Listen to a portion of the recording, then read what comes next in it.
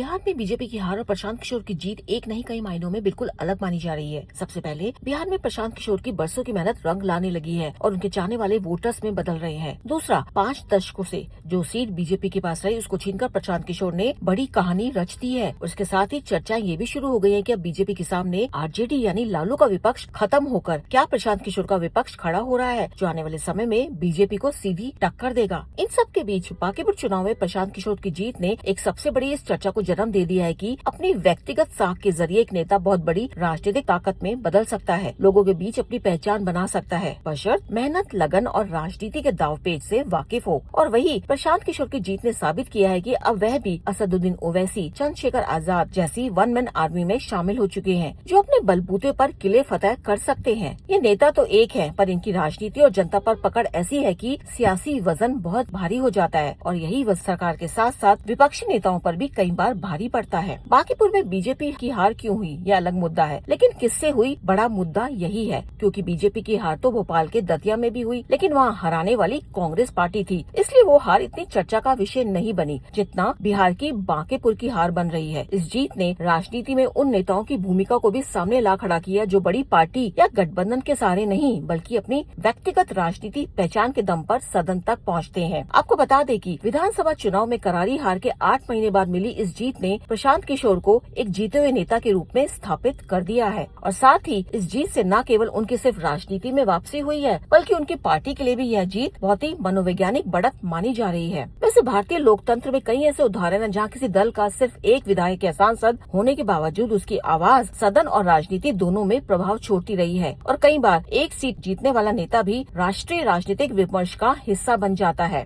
इसमें उत्तर प्रदेश में आजाद समाज पार्टी काशीराम के प्रमुख चंद्रशेखर आजाद का नाम लिया जा सकता है। लोकसभा में उनकी मौजूदगी उस युवा विपक्षी चेहरे की है जो प्रतिनिधित्व करता है छोटे दल का, पर बड़े राजनीतिक सवाल उठाता रहता है। फिर बात करें AIMIM के अध्यक्ष असदुद्दीन ओवैसी की, संसद में उनकी पार्टी के सांसदों की संख्या सीमित है, लेकिन हर विषयों पर उनके भाषण लगातार न केवल राष्ट्रीय बहस का हिस्सा बनते हैं बल्कि गौर से सुने भी जाते हैं। अब प्रशांत किशोर भी इस गुट में शामिल हो चुके हैं, पर उनकी स्थिति इन नेताओं से कुछ अलग है। वो पहली बार खुद जनप्रतिनिधि बने हैं। ऐसे में विधानसभा में सरकार को घेरने, जनहित के मुद्दे उठाने और जन स्वराज की वैकल्पिक राजनीति को जमीन पर साबित करना उनके सामने बड़ी चुनौती होगा। अनुजन रौदगी, आई ऑफ ट्रुथ।